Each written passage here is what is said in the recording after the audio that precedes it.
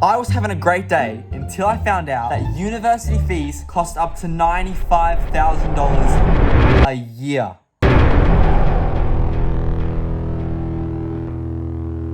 Fees have never been as high as they've been right now. So you see, since the 1980s, university tuition has risen significantly due to the reduction of the government's funding. Due to the rise in student debt and economical gap, discussions about cost of higher education have been sparked. While the resources of university have helped many people learn and give them more opportunities, the cost of uni is just way too high, not allowing students that might not be able to afford it, not be able to get a higher education.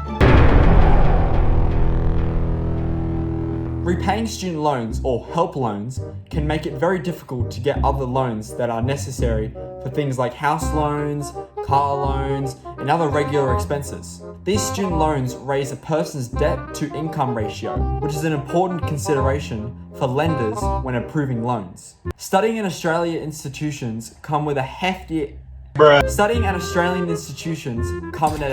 cost. Student loans can increase your debt to income ratio, which can be problematic for when applying for a mortgage, as most lenders prefer a DTI ratio of 45% or lower. This financial strain affects your overall financial health and future prospects by making it more difficult for you to get other important loans. Consequently, it's critical to understand that the burdens of student loans extends beyond merely an additional monthly payment. It can fundamentally limit your financial freedom and ability to achieve major life goals, such as owning a home or a car.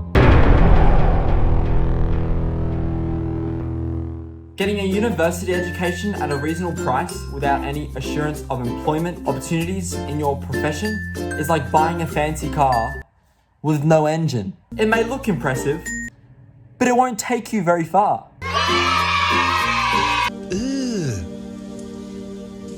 The recent class action lawsuit against James Cook University in Queensland, Australia, serves as an example of this unfortunate truth. In this case, 18 students found their courses were uncredited, making their degrees worthless. One student expressed his disappointment when he found out that his degree wouldn't lead to a career as a financial advisor, contrary to the university's promises. Another student trusted the university's assurance, but ended up jobless when his degree was rejected. I think we can all agree that if the university fees weren't as high, that the pain wouldn't be as brutal.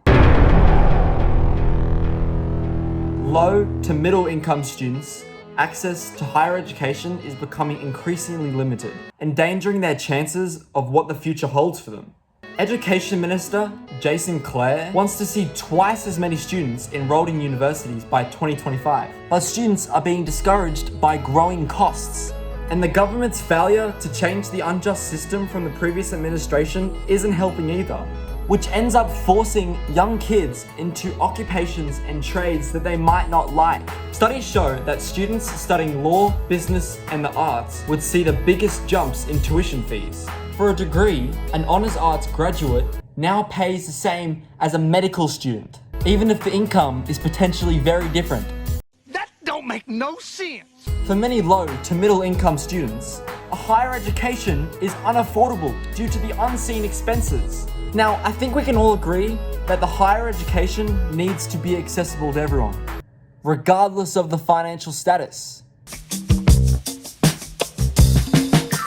The excessive expenses and fees has subjected students and their families to a painful financial strain. It's time to take a stand, to start making changes so that everyone, not just the wealthy, can afford higher education.